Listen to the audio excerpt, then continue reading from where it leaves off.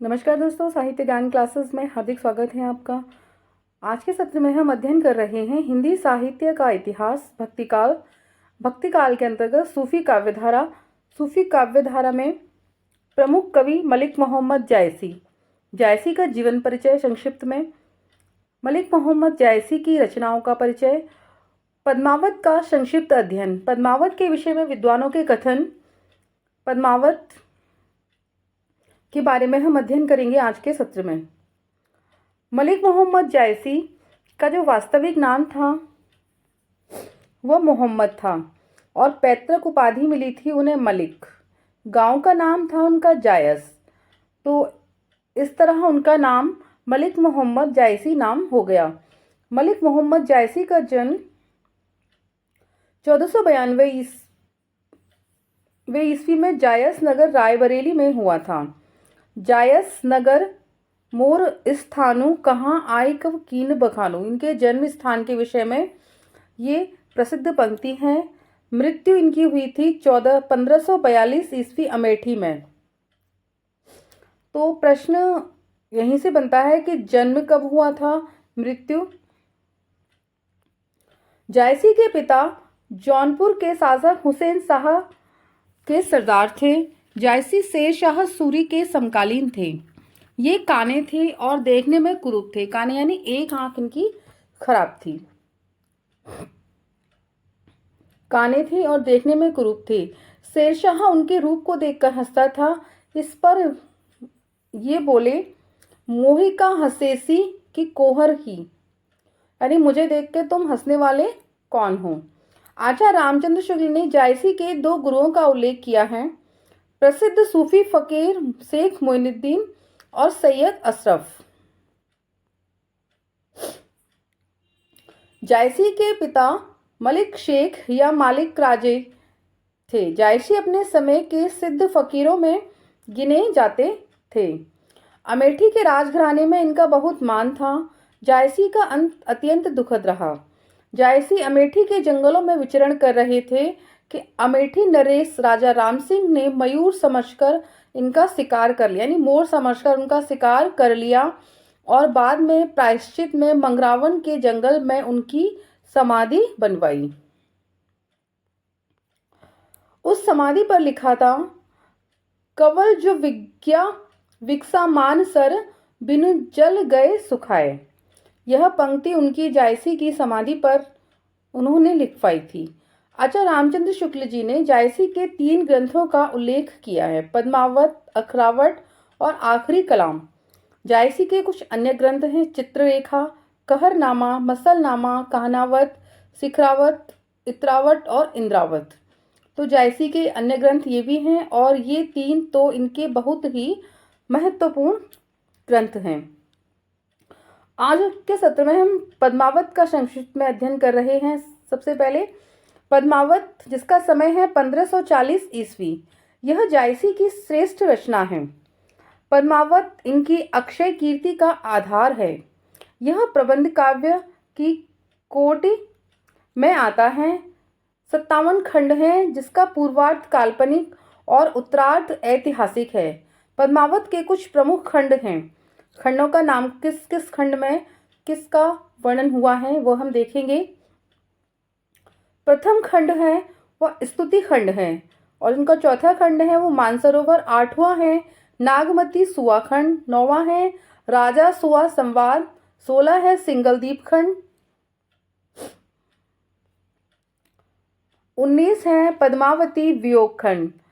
26 है रतनसेन पद्मावती विवाह खंड।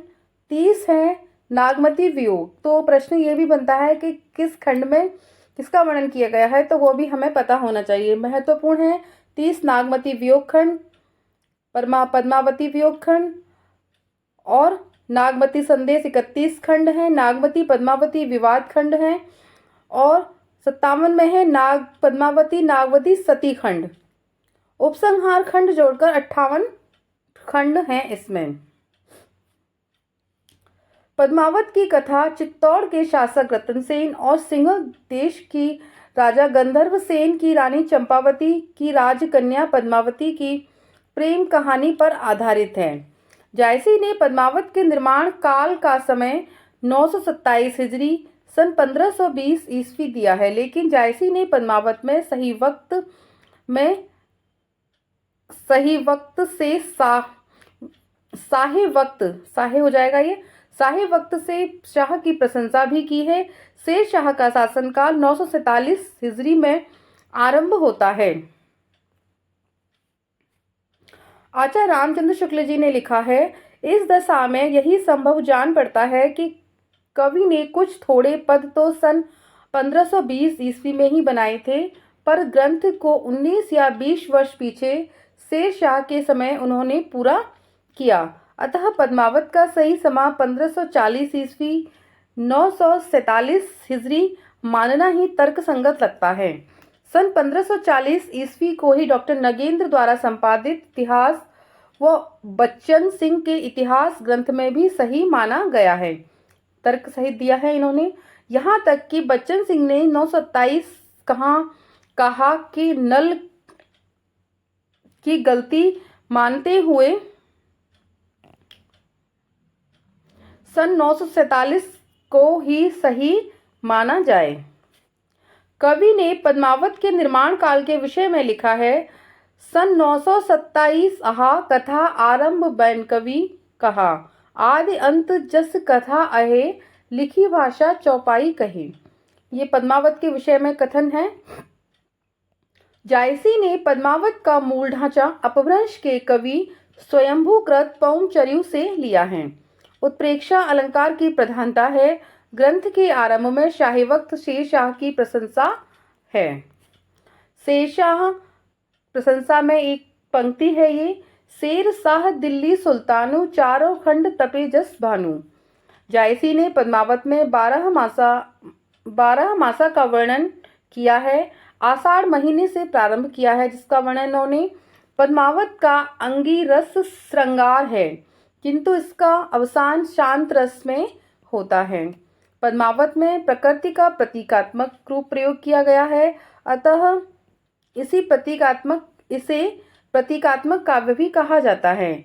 जायसी द्वारा की गई हेतुत्प्रेक्षा हिंदी साहित्य में अनूठी है। जायसी का प्रिय अलंकार हेतुत्प्रेक्षा है। पद्मावत को जायसी ने दोहा चौपाई छंद शैली में लिखा है, जिसमें 7 अर्धालियों के बाद एक दोहा रखा है। इसकी भाषा ठेठ अवधी है। तो प्रश्न बना कि किस छंद में लिखा है, दोहा चौपाई में, और कितनी अर्धालियों के बाद दोहा है। 7 अर्धालियों के बाद एक दोहा का प्रयोग किया गया है। शुक्ल जी ने पद्मावत को समासोक्ति कहा है, जिसमें प्रस्तुत के माध्यम से अप्रस्तुत की व्यंजना है। पद्मावत में रूपकों का निर्वाह नहीं हो पाया, अतिशयोक्ति अलंकार का प्रयोग किया गया है। अपनी प्रति जो जायसी ने लिखी है, पद्मावत में जायसी सफल रहे हैं। संपूर्ण काव्य प्रति की व्यंजना में सफल रहा है। तन चितौर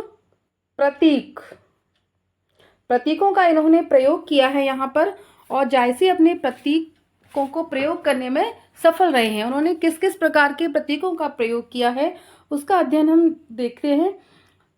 तन चितौर मन राजा कीना, ये सिंगल बुद्धि पद्मिनी चीना। ये पंक्तियां बहुत ही प्रसिद्ध हैं और परीक्षाओं में कई बार इन पंक्तियों से प्रश्न आते हैं। नागमती यह दुनिया धंधा, वाचा सो यही चित्त वंदा। गुरु सुआ यह पंथ दिखावा, बिन गुरु जगत को निर्गुण पावा। यानी गुरु सुआ है, इसमें जो तोता है वह गुरु है। राघव दूत सोई सैतानु, माया अला दीन सुल्तानु। तो ये पंक्तियां हैं पद्मावत की, कई बार आती हैं। तन चितौर मन राजा कीना, ये वाली तो बहुत ही महत्वपूर्ण है। कई बार परीक्षाओं में यह पंक्ति आती है कि किससे ली गई है, तो पद्मावत से यह पंक्ति ली गई है। पद्मावत की जो प्रतीक योजना है वह क्या है? रतन सेन मन, आत्मा और साधक। मन का प्रतीक है रतन सेन। सिंह हृदय का प्रतीक है। पद्मावती श्रद्धा सात्विक बुद्धि है, बुद्धि का प्रतीक है पद्मावती। सुआ जो हीरामन तोता है वो गुरु है। नागमती दुनिया धंधा सांसारिक बुद्धि के प्रतीक है। राघव चेतन शैतान है और अलाउद्दीन है वह माया का प्रतीक है। तो हम उस पंक्तियों में भी उस प्रतीकों का अध्ययन कर चुके हैं और प्रतीक किए हैं। प्रतीक योजना प्रतीक कौन कौन से हैं, तो इसमें रत्नसेन, नागमती, इन प्रतीकों से भी परीक्षाओं में कई बार प्रश्न आते हैं कि पद्मावत में सिंहल किसका प्रतीक है, हीरामन किसका है, सुआ हीरामन तोता, इससे तो कई बार प्रश्न आता है। शंभुनाथ सिंह ने पद्मावत को प्रतीकात्मक काव्य माना है। किसने माना है प्रतीकात्मक काव्य? शंभुनाथ सिंह जी ने। रामस्वरूप चतुर्वेदी पद्मावत को हिंदी का प्रथम बड़ा महाकाव्य मानते हैं। प्रमुख विद्वानों के कथन है ये। पद्मावत को प्रकाश में लाने का श्रेय आचार्य रामचंद्र शुक्ल को है। विरह वर्णन के कारण इसे प्रेम की पीर का काव्य भी कहा जाता है। सूफी परंपरा में त्रिकोणीय प्रेम कथा का प्रमुख आधार है, जिसका सफल निर्वाह जायसी ने पद्मावत में किया है। त्रिकोणीय प्रेम है इसमें। राजा रत्नसेन के साथ पद्मावती और नागमती का सती होना अर्थात भौतिक प्रेम का आध्यात्मिक प्रेम में परिणित होना इसका महान उद्देश्य है। जायसी की पद्मावती हिंदू और मुस्लिम संस्कृति की संगम है। जायसी इस्लाम में पूर्ण आस्था रखते हुए हिंदू संस्कृति का अद्भुत संयोजन उन्होंने यहाँ पर किया है पद्मावत में। जायसी कबीर के समकक्ष थे। कबीर ने ज्ञान को प्रमुखता दी है और जायसी ने प्रेम को। जिस प्रकार संत कवियों में कबीर का स्थान है, उसी प्रकार सूफी परंपरा में जायसी का प्रमुख स्थान है।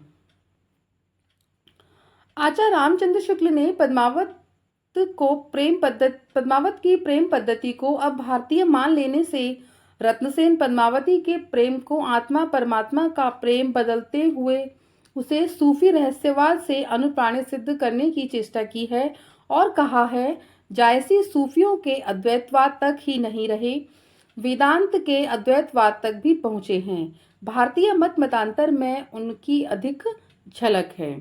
पद्मावत में गोरा बादल नामक दो वीरों का भी वर्णन किया गया है। अन्योक्ति तथा प्रतीकात्मक दृष्टि से पद्मावत की तुलना रामचरितमानस और आधुनिक युग के महाकाव्य जयशंकर प्रसाद कृत कामायनी से की गई है। पद्मावत की तुलना रामचरितमानस और जयशंकर प्रसाद की रचना कामायनी से की गई है। आचार्य शुक्ल का एक कथन है, पद्मावती का नागमती वियोग खंड हिंदी साहित्य की अनुपम निधि है। डॉक्टर हरदेव बाहरी के अनुसार पद्मावत की कथा पर प्राकृत भाषा में रचित रत्न शेखर कथा का प्रभाव है। पद्मावत अवधी भाषा में रचित हिंदी का प्रथम महाकाव्य है। अवधी भाषा में रचित प्रथम महाकाव्य पद्मावत है हिंदी में। जायसी ने 7 ऋतु वर्णन में पद्मावती की कथा पद्मावती तथा रत्नसेन के मिलन का चित्रण उन्होंने किया है ऋतु वर्णन के साथ। शुक्ल जी ने जायसी ग्रंथावली के वक्तव्य में लिखा है, पद्मावत हिंदी के सर्वोत्तम प्रबंध काव्य में है। ठेठ अवधी भाषा के माधुर्य और भावों की गंभीरता की दृष्टि से यह काव्य निराला है। ये कथन है जो कई बार आते हैं परीक्षाओं में। कुछ शब्द ऐसे हैं जिनका प्रयोग जायसी और तुलसी को छोड़ किसी कवि ने नहीं किया है। तुलसी की भाषा में के स्वरूप को पूर्णतया समझने के लिए जायसी की भाषा का अध्ययन आवश्यक है। आखिरी कलाम की भाषा पद्मावत व अखरावट की अपेक्षा अधिक ठेठ और बोलचाल की अवधि है। जायसी मुसलमान होकर भी हिंदुओं की कहानी हिंदुओं की ही बोली में पूरी तरह कर देते हैं। उनके जीवन की मर्मस्पर्शी अवस्थाओं के साथ अपना उदार हृदय का पूर्ण रूप जैसे उन्होंने दिखा दिया है। ये भी आचार्य रामचंद्र शुक्ल का कथन है पद्मावत के विषय में। कबीर ने केवल भिन्न प्रतीत होती हुई परोक्ष सत्ता की एकता का आभास दिया है। प्रत्यक्ष जीवन की एकता का दृश्य सामने रखने की आवश्यकता बनी थी, यह जायसी द्वारा पूरी हुई है। शुक्ल जी ने रत्नसेन और पद्मावती को आत्मा परमात्मा का प्रतीक माना है।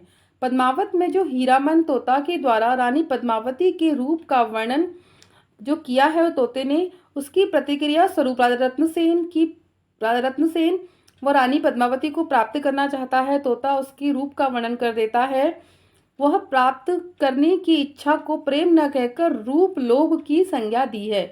अगर कोई हमसे किसी व्यक्ति की तारीफ करे तो हम उसको प्रेम नहीं कहेंगे, क्योंकि हमने उसे देखा ही नहीं है, सिर्फ तारीफ ही सुनी है, तो उसे रूप लोभ की संज्ञा उन्होंने वहां पर दी है। पद्मावत हिंदी में अपने ढंग की अकेली ट्रेजिक कृति है, परंतु सुकांत और दुखांत का यह खेल महाकाव्य को एक दर्जा और ऊंचा उठा देता है। यह विजय देव नारायण शाही का कथन है। दुकान हो गया, दुखांत होगा, सुकांत और दुखांत। जायसी ने अपनी पद्मावत की कथा में आध्यात्मिक अभिव्यंजना रखी है। उनकी सारी कथा के पीछे सूफी सिद्धांतों की रूपरेखा है। डॉक्टर राम कुमार वर्मा का यह कथन है। जायसी की अवधि की अर्धान है, यह बच्चन सिंह ने कहा है। बच्चन सिंह का यह कथन है। बांग्ला कवि आलो उजाला ने पद्मावत का बंगला भाषा में अनुवाद किया है। अंग्रेजी में पद्मावत का अनुवाद एजी सिक्ले ने किया है। पद्मावत का संस्कृत भाषा में जो अनुवाद किया है वह राजा वल्लभ पाठक ने किया है। डॉक्टर हरदेव बाहरी ने प्राकृत साहित्य का इतिहास में रत्नशेखर कथा नामक एक ग्रंथ का उल्लेख किया है, जिसकी कथा वस्तु पद्मावत से मिलती है। पद्मावत में नागमती का वर्णन किसी रानी की तरह न होकर एक सामान्य स्त्री की भांति हुआ है। पद्मावत में वो रानी की तरह उनका वर्णन नहीं किया गया है, एक सामान्य स्त्री की तरह उनका वर्णन किया गया है। तो आज के सत्र में इतना ही। उम्मीद करती हूँ कि पद्मावत के बारे में कुछ आपकी समझ में आया होगा। इसमें से ये क्लास आपको अच्छी लगी होगी। अच्छी लगी है तो लाइक कीजिए, चैनल को सब्सक्राइब कीजिए, शेयर कीजिए और कमेंट्स कीजिए। आगे के सत्र में हम मलिक मोहम्मद जायसी की अन्य रचनाओं का संक्षिप्त अध्ययन करेंगे। धन्यवाद।